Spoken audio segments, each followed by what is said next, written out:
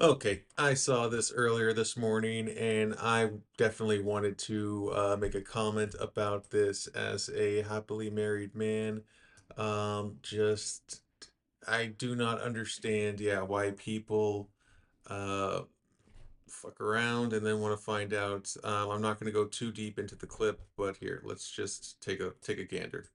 Out here tricking out his attention to them Instagram girls. My money right. I'm getting my girl 6 months to turn into my type, or I'm gone. No bullshit, bro. Once I start getting some money, some real income, and she don't turn into my type, bro, even 3 months, bro, I'm done with her, man. As soon as I get some money, I'm switching up. No bullshit. I know I'm not the only one, man. I know some of y'all just with y'all shorty just because y'all have no money. You call yourself a man? Nah. You know you're a Okay. lying, Seriously. low-life Yep. motherfucking degenerate. Okay. That's it. Okay. So let's get real with it. Okay. That dude was on some Bruh. bullshit. He is talking about the person he's already with. It doesn't even sound like he wants to be with them. First off, why are you even with them? Right? It's like you're and that's the bullshit part about it. Like you're wasting someone's time, first off. It sounds like you're there just for some fun. I mean, if that's you, by all means, have you some fun. But I mean, sure, why not? But the fact that the second you get some money, you're gonna start trying to make demands and like have someone change for you, but they didn't want you to change, right? When your broke ass was by themselves. I'm speaking for myself. Hey, married man here speaking, right? I didn't have two nickels basically to rub together when me and my wife first met. We first date was at Olive Garden. This is like back in like fucking 2014, I want to say. Like that's how old I am, okay? And yeah, I mean, we got like the never-ending pasta bowl special or whatever the hell it was when it was actually affordable, right? And this is the type of person who is going to ride or die with you, right? The person who was with you when you had nothing, and then, you're going to try and, you're going to then change up because you get some money. Let me tell you something. There are more divorces these days in general because the finances, all right? Finances equals stress. Stress equals arguments. Arguments, uh, you know, create a hostile environment. And when you're in a hostile environment, people want to get out, okay? They don't want to stay. They don't want to put up with that shit, all right? Believe me. And here's the fact, it's never gonna be like happily ever after. That's what we're fed, this bullshit Disney dream that, you're gonna marry your soulmate. And I mean, hey, I'm lucky enough to, found someone I can call my best friend and who I have sex with, right? And we built a life together, okay? And that's really what you need to look for, is someone who's going to love you when you have nothing. Because the second you have some money and you say, oh, I'm going to go find a woman who is going to appreciate me because I have money, you already lost it.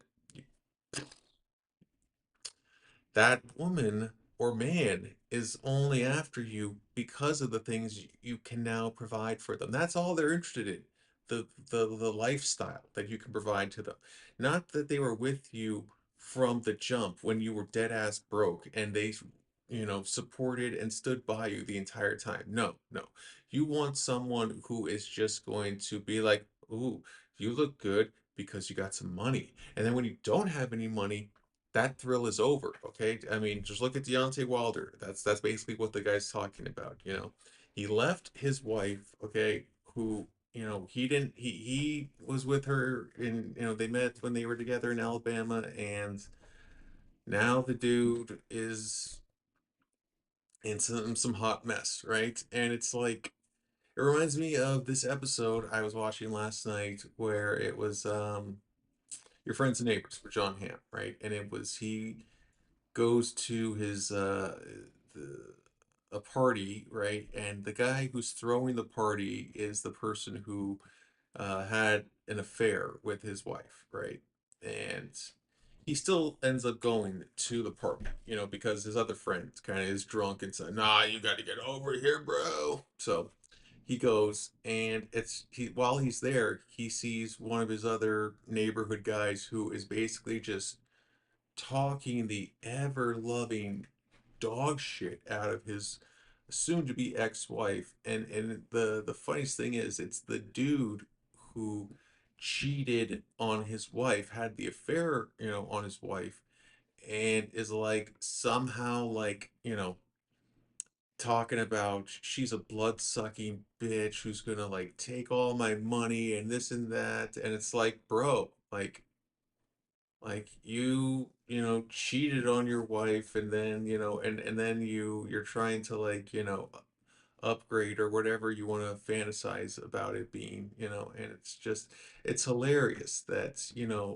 that you would sacrifice the person who cared about you the most in this world so you can feel young again. Or I mean, it's, yeah, life happens, okay? And when that happens, it's like life gets mundane, it gets boring, it gets scary, it gets happy. Like, this is life, all right? It's just like this crazy, seesaw of like up and down, and it's never really the same. I mean, it changes, great, granted, but it never really stays the same. So it just, it blows my mind when I hear these stories, of people who were with like, their high school sweetheart or whatever, and they blow it on the idea of, you know, some type of woman who they've never had the shot of ever being with, but now that they seem more attractive only because of their status or money,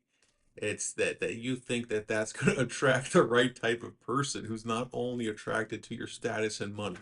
I mean, just think about that for a second, right? And I speak on this from experience because I'm like, uh, I speak on this from the damaged goods aspect that my grandfather left me. And basically, he was with, my grandmother for like up until they were like their late 60s, 70s, or whatever.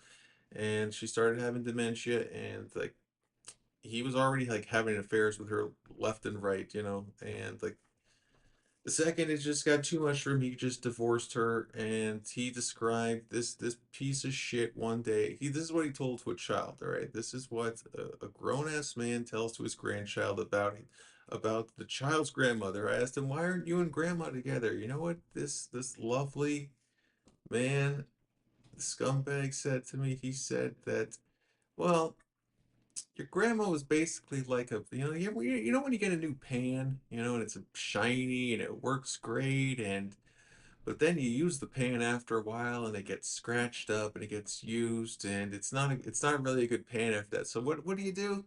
You throw the pan out and you get a brand new pan.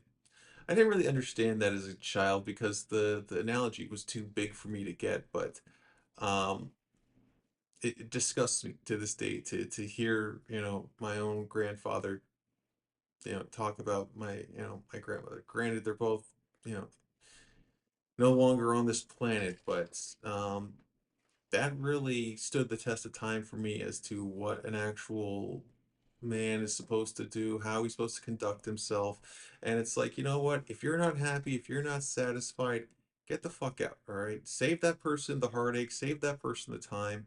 Do not play games with people, all right? This is what? For your own ego, for your own benefit. And yeah, I just wanted to tell you how to be a good husband, how to, live a good life, Um, I hope this helps you guys. Like I said, if there was someone who was there for you in the beginning and they helped you and they, you know, stood by you through tough times, and then you get a little bit of money or you get a little bit of clout or something like that, you think that you're better than them, or you have the rights to, upgrade or whatever the hell you want to call it. It's just like, it's just disgusting to me how people turn their life they built together for decades, years, whatever the case, into a transactional thought that, well, now that things are different, you got 6 months to get your act together. Like, shame on you. All right. And Yeah, I mean, you're not going to find your soulmate. The best you could do is, try and find someone who doesn't drive you crazy, because that's the honest best, chance we're going to get in this world, I feel sometimes. So, if you stuck around this long, thank you so much. Smash the fucking like button and subscribe if you haven't. I'm going to do some more how to be a good person, how to invest, how to survive in 2026, and a lot more how to do it yourself guides, because it's only us in this world who is going to make it. Your parents and your friends are only going to be able to help you so much before you need to step up. All right. So thank you so much. Have a great New Year's. Talk soon. Peace.